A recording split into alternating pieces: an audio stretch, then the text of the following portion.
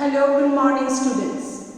Children, just now we discussed that how important it is to save our resources. We should not misuse our resources. We should not be carelessly using our resources because it can lead to shortage, and one day it would create crisis in us.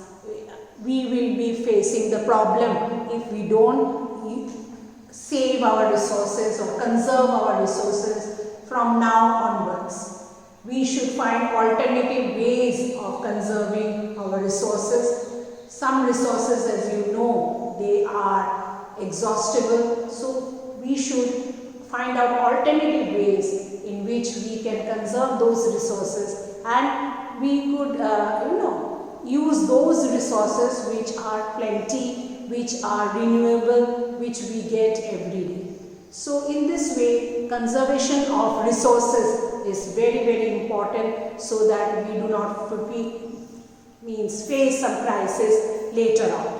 Children, like groundwater or water, if I take it precisely, water, as you know, is a natural resources. You get it, even if you use it, you get it. But of course, we get water from rain, and if the rainwater goes to the ground, it seeps inside the ground, and from groundwater we take out the water, isn't it? We have wells, we have tube wells, we have pumps and all that, from where ground we take the water, and that I am talking about fresh water which we need for drinking, for domestic purpose, for watering our plants or in the fields in the form of irrigation.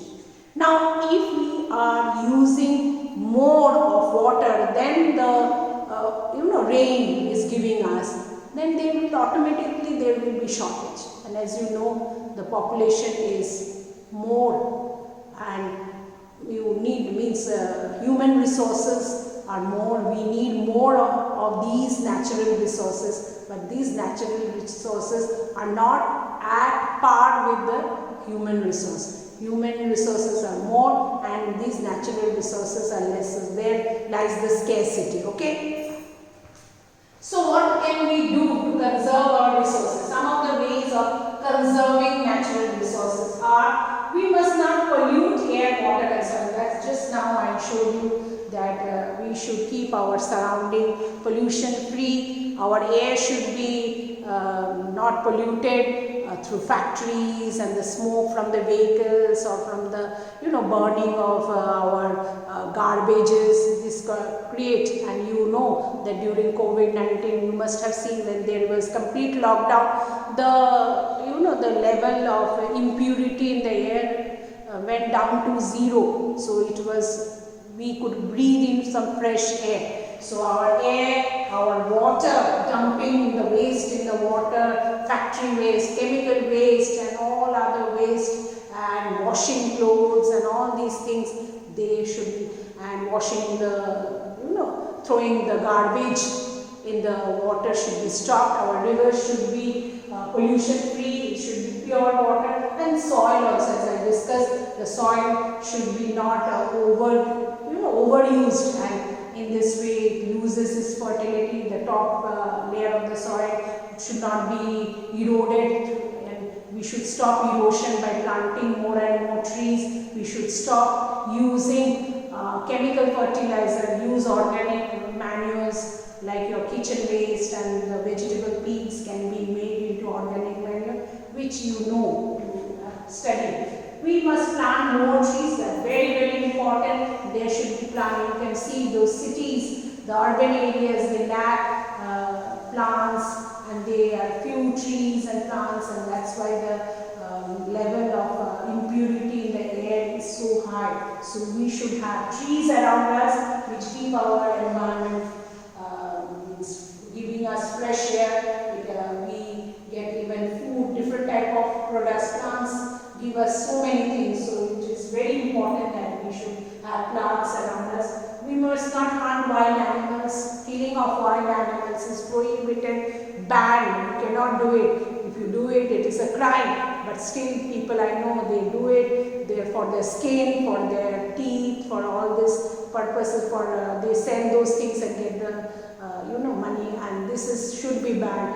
Animals should be protected, preserved, because some of the animals are getting less and less, and there is an imbalance. If there is the plants and animals are less in number and human beings are more in number, so there will be imbalance. Like I just discussed about the resources, like mineral resources or water resources or your land, everything, which is, if it is less and the human beings are more, there will be scarcity. So we should not kill wild animals, we should protect them, we should conserve them. We must save electricity. Electricity should be, whenever you see the lights and fans are on without a person there, you should switch it off.